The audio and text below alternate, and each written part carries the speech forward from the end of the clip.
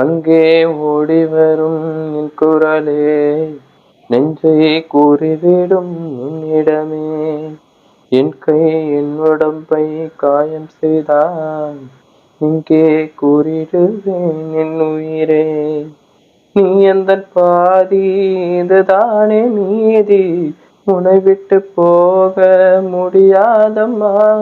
மறைந்தாலும் நான் மறு ஜென்மமே என்றும் தேடி வரும் சொந்தம் இது கண்மணி.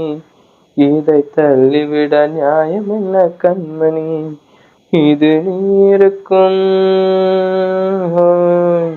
இது நீ இருக்கும் நெஞ்சமடி கண்மணி.